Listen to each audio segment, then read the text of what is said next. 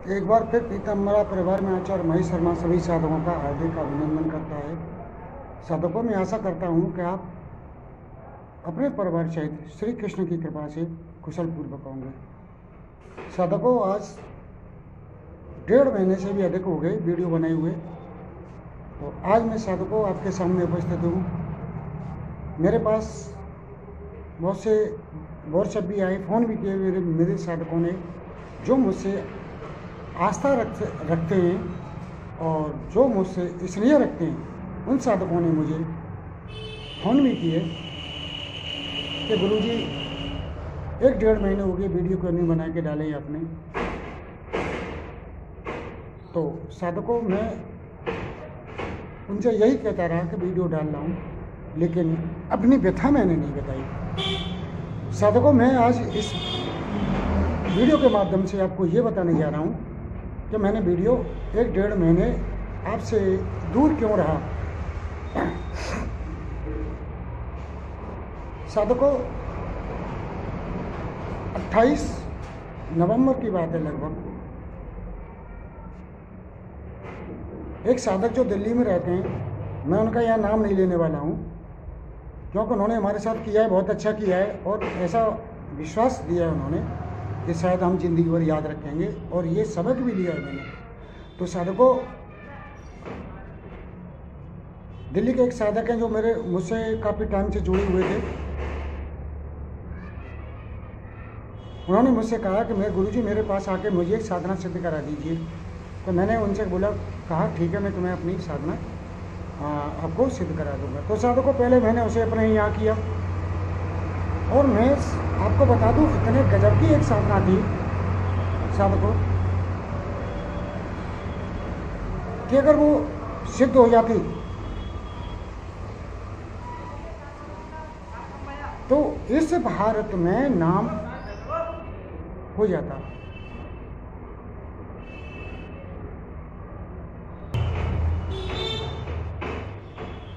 और वो सिद्धि साधक को 1000 स्वर्ण मुद्राएं रोज देती, और मात्र 3 दिन की साधना थी। तो साधकों, पहले मैंने उसे अपने घर पे किया। घर पर करने के बाद जब मैंने साधना को, सिद्धि को जागृत कर लिया, तो इन्होंने मुझसे कहा कि मेरे पास आ जाइए। तो ये मुझे दिल्ली बुला के ले गई। तो मैंने इनसे ये कहा, मैं देखो भाई, कम से कम मुझे 10 दिन लगेंगे तुम्हें कराने में, सिखाने में, समझा देंगे, ज़्यादा दिन भी लग सकते हैं, लेकिन 10 दिन का ही टारगेट है। और मुझे पटना, 13 तारीख को मुझे पटना जाना था। तो बोले ठीक है गुरुजी, आप 13 तारीख को। ये गुरुजी तो उन्होंने अपने मुंह से कभी कहा है नहीं, महेश ही कहा।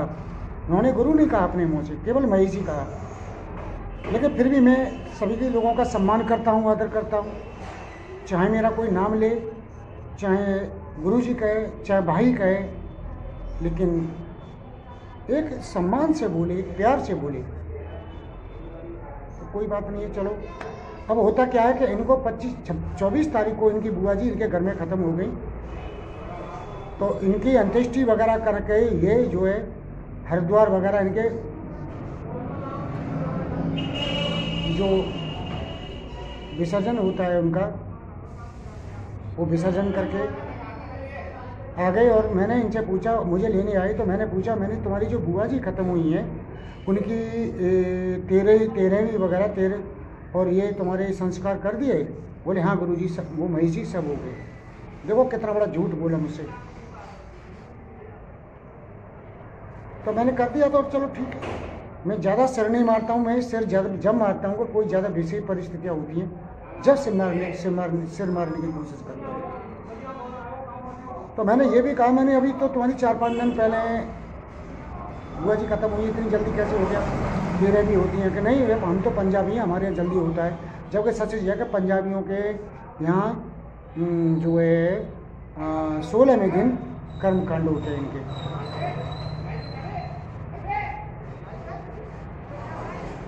अब ये मुझे यहाँ से लेके चले गए, तो मैं रात में इनके पास चला गया।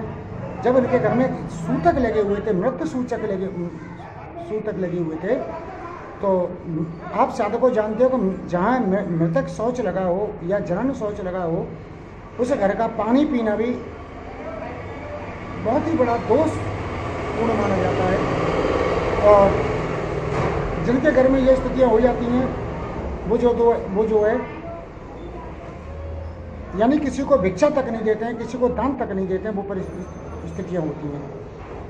लेकिन फिर भी ये मुझे झूठ बोल के यहाँ से ले गए। तो मैं रात को सोया इनके घर खाना खा के,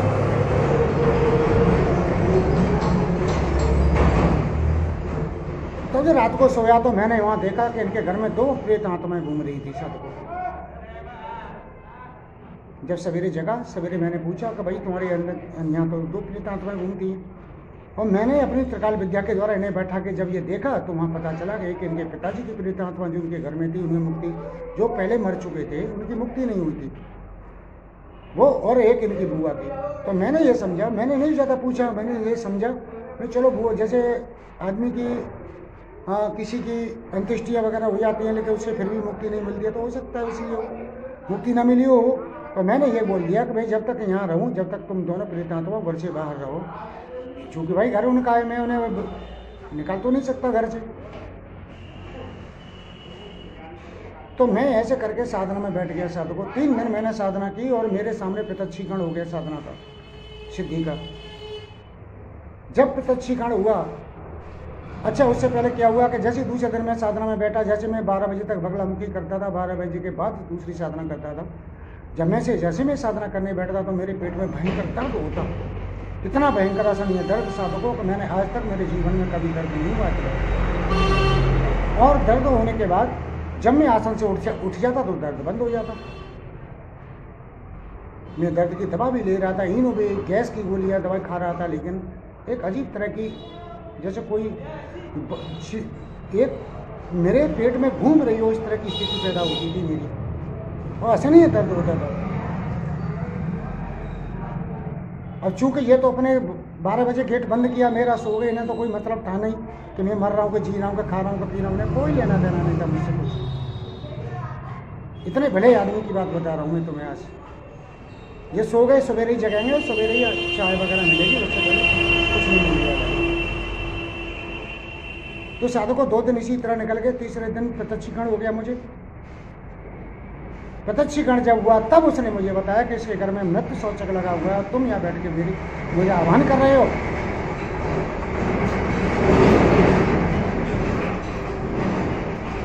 साधकों, यहाँ मेरी भी भूल है, मैंने देख लेना चाहिए, लेकिन एक बात और होती है कि क्या क्या देखे, किस किस को देखे। भरोसा सबसे बड़ी बात होती है और भरोसा ही लोगों पर किया जाता है। और जो ऐसे लोग भरोसे को तोड़ते हैं उनके बारे में क्या कहा जाए, ये तो आप ही जानते हो। जब मुझे रात के 1:30 बजे ये स्थिति बताई उन्होंने, तो मेरा सन्न रह गया मेरा।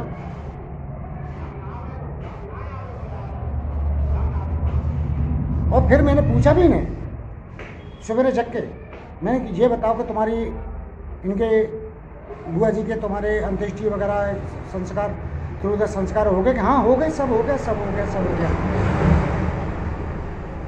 लेकिन स्थिति ये थी कि उसकी प्रेत आत्मा वहाँ घूम रही थी, घर में मृतक शौच लगा हुआ था। ऐसी स्थिति में खाना खाना, पानी पीना अत्यंत वर्जित होता है। उसका परिणाम स्वरूप क्या हुआ कि मेरी सभी साधनाएं खंडित हो गईं, सभी सिद्धियां मेरी स्टॉप हो गईं। 5वें दिन में वहाँ से बोला मैंने, भैया मुझे वहाँ पर नहीं, घर भेजो, मुझे नहीं आना है। तो ये मुझे मेरे घर छोड़ के गए। जब से लेके आज तक साधकों मैं अपनी जो पुरानी शक्तियाँ थी, सिद्धियाँ थी, उन्हें जागृत करने में लगा था, जिनमें कुछ जागृत हो चुकी हैं, कुछ अभी जागृत नहीं हुई है। तो साधकों, ये लोग हैं स्वार्थी, जो अपने स्वार्थ बस किसी दूसरे की हत्या करना, दूसरे को मारना, या मर भी जाए, यदि मैं साधकों वहाँ मर भी जाता तो इनके ऊपर कोई असर पड़ने वाला नहीं था। ऐसे लोगों पर इन्हें केवल सिद्धि चाहिए थी, केवल सिद्धि चाहिए। और एक बात और, सवेरे सवेरे जग के आई क्या, सवेरे सवेरे मेरे पास आई ये महाराज, आई क्या, 3 दिन से कंटिन्यू यही चल रहा था इनका, आई क्या, आई क्या, आई क्या, ये चल रहा था इनका 3 दिन से। केवल ये इसलिए लगे थे, जब मैंने इनसे कह दिया था कि तुम चुपचाप निर्विचार और निर्विकार होकर पड़ जाइए, कोई भी तुम इच्छा मत रखिए, मुझसे हो जाएगी तो मैं अपने आप ट्रांसफर कर दूंगा तुम्हें। लेकिन इस बंदे ने 3 दिन से आई क्या। जब मैंने इनसे कह दिया, मैंने क्या दिमाग खराब है तुम्हारा, आई क्या करते रहते हो तुम।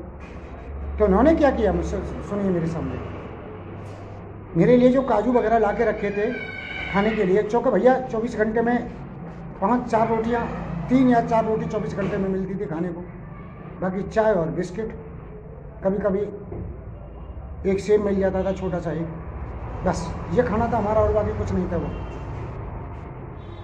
तो इन्होंने गुस्सा में आके हमारे जो काजू खाने के लिए मिलाए थे हमने, वो भी इन्होंने अपने अलमारी में ठूस के रख दिए। हमारी भावना इसी आदमी से तभी बिल्कुल खंडित हो गई कि इसने एक तो मृतक सोच में हमें यहाँ बुला के साधना सिद्धि के लिए बुला लिया, हमें हमारी साधना खंडित करा दी हमारी सारी। दूसरी, हमारे लिए पेट के लिए ये बंदा नहीं दे सका। तीसरे दिन कहने पर आधा लीटर दूध, वो भी टोल्ड दूध गर्म करके रखा मेरे लिए, कहने के बाद।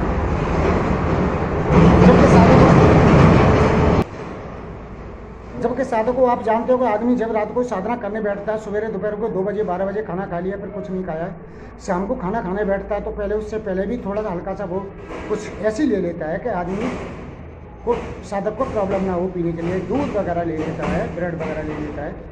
और फिर जब रात को 2 बजे 2:30 बजे जब उठ रहा है साधक, तो उसे भी फिर भी भूख के लिए चाहिए। एक दिन तो साधक को मैंने सही 4 बजे इनको खटखटा के, आवाज़ दे के खटखटा के जगाया। मैंने, मुझे भूख लगी है भाई, मुझे खाना दो।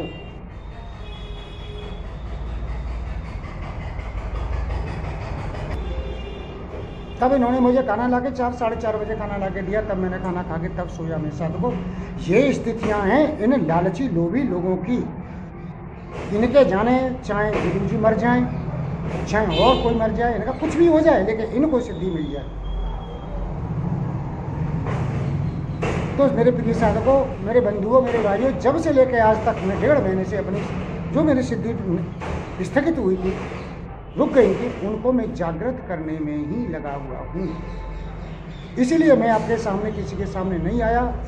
मैं आपको 1.5 महीने के लिए वीडियो नहीं दे सका साधकों, इसके लिए मैं आपसे क्षमा मांगता हूँ हाथ जोड़ के, क्योंकि मेरे अंदर एक नेगेटिविटी आ गई थी कि साधकों, अगर मैं बगलामुखी का उपासक नहीं होता, मेरे गुरु महाअवतार बाबा जी नहीं होते, या श्री कृष्ण मेरे आराध्य नहीं होते, तो मेरी मृत्यु हो चुकी होती निश्चित। क्योंकि इतनी पावरफुल साधना थी जो मैंने इनके लिए की थी, किस अपने साथ ले जाकर वो स्वर्ग तक ले जाने तक की क्षमता रखती है, जबकि यक्षड़ियाँ नहीं रखती हैं। वो स्वर्ग ले जाने तक की क्षमता रखती है। साधक को एक दिन में स्वर्ग, इतनी स्पीड से स्वर्ग ले जाके स्वर्ग दिखा के वापस ला सकती है रातों रात में। इतनी पावरफुल साधना की थी मैंने इस बंदे के लिए। और अनुदान कितना दिया था, मैंने कहा था मैंने 20,000 रुपये मुझे देना, तो मुझे 10,000 रुपये दे के, जब मैंने बाद में वहाँ पहुँचा, मैंने कहा 10,000 रुपये और दो। अरे हो जाएगी तो मैं तुम्हें करोड़ों रुपये दूंगा, लाखों रुपये दूंगा। ये कंडीशन की इस आदमी ने। और उसके बाद भी मेरी दरिया दिली, मेरी सहानुभूति देखी इस आदमी से। उसके बाद भी मैंने इससे कहा कि चल ठीक है, यहाँ नहीं हुई है, मैं तुझे दूसरी साधना सिद्ध करके दे दूंगा, लेकिन मुझे जाना पड़ेगा कहीं किसी दूसरी जगह। तो आप साधकों, देखो एक बड़ी स्पष्ट बात होती है, घर से बाहर जाके कुछ भी हो सकता है तुम्हारे साथ, तुम मर भी सकते हो, तुम्हारी मौत भी हो सकती है, तुम्हारे सांप भी कुछ भी काट सकता है, कुछ भी हो सकता है। इतनी बड़ी भयंकर ठंड पड़ रही है, तो मुझे भी तो कष्ट होता है। मैंने कहा ठीक है, तुम 1.25 लाख रुपये मुझे पहले दे दो,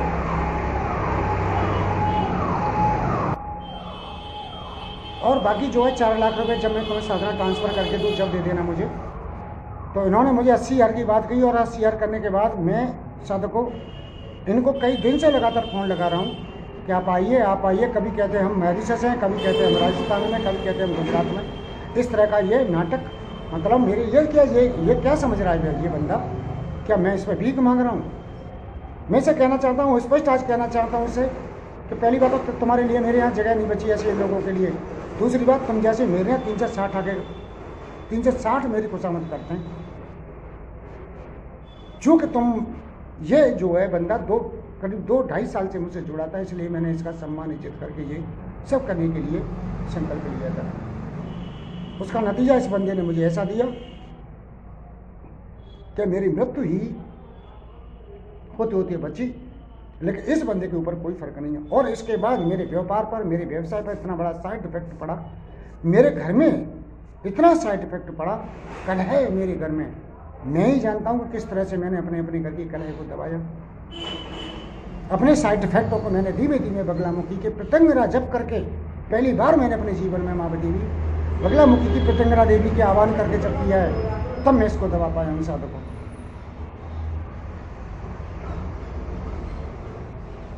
तो ये है साधकों आज के साधकों की स्थितियाँ। क्या कहोगे ऐसे लोगों के लिए, अब बताइए। यानी कि इस आदमी को, बंदे को 10,000 और 20,000 में मैं सिद्धि ट्रांसफर करके दे दूं तो ठीक, नहीं, वरना इसे मेरे ऊपर विश्वास नहीं है। तो मैं कहना चाहता हूँ ऐसे लोगों से कि ये ऐसे लोग, अगर मैं चाहूँगा किसी को मेरे लिए अच्छा होगा तो मैं उसे फ्री भी दे सकता हूँ। इनके साधकों मोल नहीं लगते, इन चीज़ों के भाव नहीं होते, ये व्यक्ति नहीं है। अगर गुरु की इच्छा नहीं होगी तो वो तुम्हें कुछ नहीं देने वाला कभी जीवन में। और साधकों घर से बाहर निकल के जाने में 1 महीने में साधकों खर्चा भी पड़ता है, वहाँ देना भी पड़ता है, अपने परिवार के लिए भी छोड़ना पड़ता है। तुम तो वहाँ चले गए, तुम्हारा परिवार किसके भरोसे बैठेगा? क्या ये देने आएगा मेरे परिवार को? या मैं मर गया किसी भी तरह से, ये मेरे परिवार को देखने आएगा? जब ये कंडीशन अब थी इसकी, मेरे जीते जी ये कंडीशन थी, तो मरने के बाद मेरी क्या कंडीशन करता है ये बंदा? तो मेरे प्रिय साधकों, मैं आपसे 1.5 महीने से जो अलग था, इसलिए अलग था। तो अब मुझे बताइए ऐसे लोगों पर मुझे कितना क्रोध आना चाहिए, कितना क्या होना चाहिए मुझे ऐसे लोगों के लिए। लेकिन मैं क्रोध नहीं करूँगा, क्योंकि इनके भाग्य में केवल ये लोग लेना जानते हैं, किसी को देना नहीं जानते हैं। तो ऐसे लोगों को कभी कदाचित कुछ नहीं मिलता है। दूसरी बात, इनकी भावना इतनी निकृष्ट और कम नीच प्रवृत्ति की है कि जो मेरे लिए नाश्ते के लिए जो चीज़ लाए थे वो भी उठा के अलमारी में ठूस दी कि मैं भूखा मरा था, कि मैं भूखा मरा, साला कुछ भी हो पड़ा रहे इनके लिए। तो साधकों, इस वीडियो के साथ मैं आपसे विदा लेता हूँ। अगले वीडियो में फिर आपको मिलूँगा। और साधकों, 12 तारीख को मैं यहाँ से अज्ञातवास में जा रहा हूँ 1 महीने के लिए। मैं फरवरी में लौटूँगा, और हो सकता है मैं आपको 12 समय मिला तो आपको वीडियो देता रहूँ। इसी के साथ आपसे विदा लेता हूँ। हरे कृष्णा हरे कृष्णा हरे कृष्णा।